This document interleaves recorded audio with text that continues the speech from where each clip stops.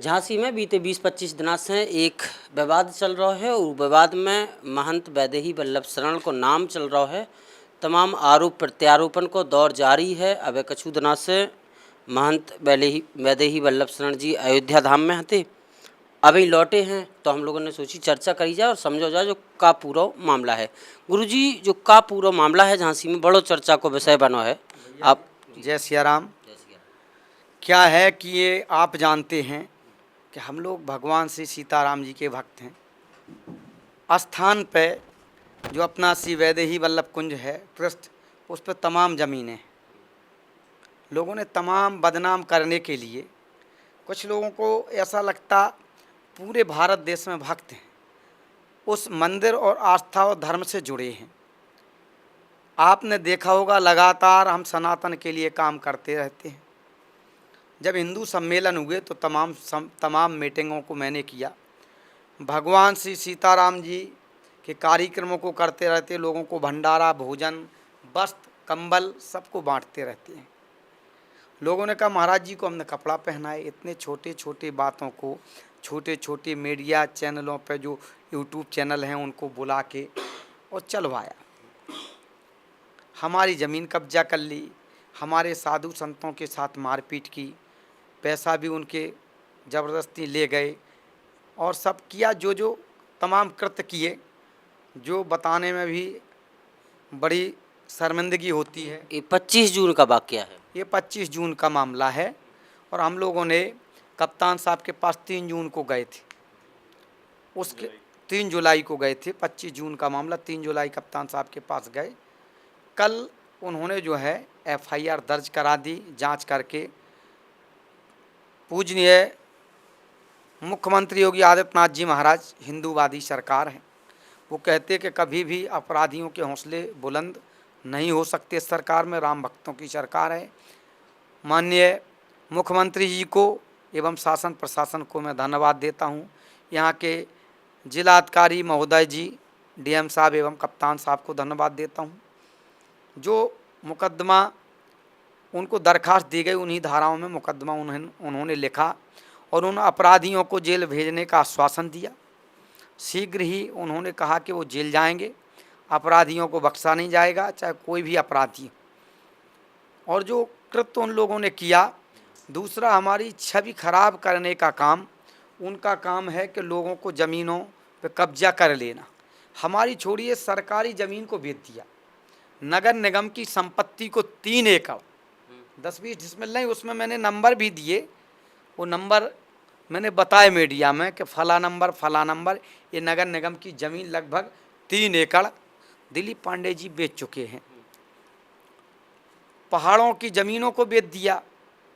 उसके पहले कई प्रकरणों में ये लोग जेल जा चुके। किसी पे 50-60 मुकदमे, किसी पे 8-10 मुकदमे, संगीन धाराओं में ये लोग कई बार जेल गए। तो इनका इतिहास तो पुलिस को पता है। फिर भी जांच करने का एक निश्चित अच्छी बात है, जांच कर लेनी चाहिए। जांच हुई, जांच के बाद जो अपराधी थे उन पर मुकदमा दर्ज हुआ संगीन धाराओं में। और मुझे पूजनीय योगी आदित्यनाथ जी महाराज, जो इस सूबे के मुख्यमंत्री हैं, इस प्रदेश के मुख्यमंत्री हैं, यहाँ के नेता हैं इस प्रदेश के, उन पर पूरा भरोसा है। यहाँ के DM साहब पर, कप्तान साहब पर, शासन प्रशासन पूरा भरोसा है। ये राम भक्तों की सरकार है। निश्चित ही जो अपराधी हैं वो सलाखों के पीछे होंगे। महाराज जी, जो भी 25 जून को लेकर आरोप लगे हैं, जो कुछ भी हुआ उसके पीछे ज़मीनी विवाद, पैसों का लेन देन भी बताया जा रहा है। ये कहाँ से शुरू हुआ और इसमें क्या सच्चाई है? आपकी तरफ से क्या पक्ष है इसमें? जो उन्होंने पैसों का लेन देन बताया, मैंने एक एक हिसाब कप्तान साहब के यहाँ रखवाया। क्या हुआ कि ये बता रहे कि मैंने रुपया इतना दिया, उतना रुपया ये बता भी नहीं पाए जो चैनल पे बोलते हैं ये। लेकिन इन्होंने जो पैसा दिया था, हमने उसको ये नहीं कहा कि नहीं दिया, माना। मैं हमसे ज़मीनें बिछवाई, हम प्लाटिंग थोड़ी करते। इन लोगों ने कहा महाराज जी ज़मीन बेच दो। हमने कहा भैया यार, हम इकट्ठी ही ज़मीन बेचते, वहाँ बना लेंगे। ये प्लाट मैंने कभी नहीं किया। तो इन्होंने कहा नहीं बेच दो, हम आपको इनकम टैक्स दे देंगे, ये दे देंगे। तो ये प्लाटों को ग्राहकों को लाए, वो ग्राहक भी गवाए कि महाराज जी से किसने बिछवाई ज़मीन। हम नहीं जानते थे उन ग्राहकों को। और वो पैसा पूरा किसने लिया? नंबर 1 का तो मेरे खाते में आया, जो चेक से आया। नंबर 2 का, नंबर 1 का पैसा 500-600 रुपया फिट आएगा, ऊपर का पैसा सब इन लोगों ने ले लिया, जो बड़ी रकम ली। चलिए वो छोड़िए, एक हमारा सीधा प्लाट इन्होंने अपने नाम रजिस्ट्री कराया, जो 25-2600 स्क्वायर फीट का है। उसके पहले का हमारा पैसा लगभग 13.5 लाख, जो 8 लाख नंबर 1 में नत्थू कुशवाहा के खाते में था, कुछ नंबर वैसे दिया था पहले 11 साल पहले। तो उस पैसे को कहा कि हिसाब किताब बनाया, तो वो बताए कि 3 साल में महाराज जी ज़मीन बेच दी तो ये 27 लाख हो गया, अब 54 लाख, अब 1.25 करोड़ हो गया। बाद में वो पैसा राकेश तिवारी टीकमगढ़ का था, इनके खाते में जमा है, उनके जो है खाते से इनके खाते में आया। हिसाब किताब बना तो इन्होंने कहा कि अब ऐसा है तिवारी जी, इतना पैसा कहाँ से दें? तो उन्होंने कहा बताओ, पंचायत हुई कि 50 लाख रुपया दे देंगे। वो कहा महाराज जी की ज़मीन ले लेना। 50 लाख रुपए की ज़मीन हम राकेश तिवारी जी को दे दें, दिलीप पांडे को अगर 2,500-3 हज़ार स्क्वायर फीट ज़मीन दी, वो भी 50 लाख की हो गई, 1 करोड़ रुपया तो सीधा हमारा ये हो गया। उसके ऊपर जितनी रजिस्ट्री कराई वो ले लिए पैसा। हमको जो इन्होंने बताया कि हमने 60 लाख दिया, 62 लाख दिया, अरे मान लो भैया, वो भी मान लो 10, हम तो बड़े भी मान ले रहे, भले ये दिखा नहीं पा रहे वो पैसा जो बता रहे, फिर भी हम मान ले रहे, लेकिन हमारा करोड़ों रुपया भैया वो ले लिया। फिर हमारे 2 प्लाटों को इन्होंने फर्जी बिछवा दिया, दूसरे जो शामिल खाते में खातेदार होते, चाहे खातेदार, उनसे हमारे प्लॉट मौके पर हमारी 1.25 एकड़ ज़मीन, 1.5 एकड़ नहीं मिल रही। इनकी वहाँ कहीं ज़मीन नहीं, लेकिन ये भूमाफिया हैं, बिचवा देते, यहाँ पैसा दे देते, वहाँ दे देते।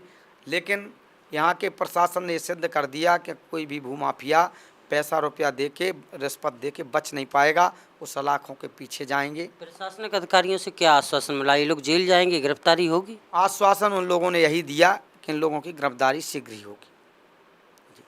बहुत बहुत शुक्रिया महाराज। तो ये महाराज जी थे जिनसे बात हो रही है। और महाराज जी, एक और विषय है, अभी डिप्टी सीएम केशव प्रसाद जी आए थे, इन लोगों से भी मुलाकात की है विपक्षी पार्टी ने, आप तक पहुंचा होगा मामला? ऐसा है, जब नेता आते हैं तो कोई भी मिल सकता, भीड़ रहती है, तो नेताओं का तो काम है सबकी बात सुनना, सबसे मिलना।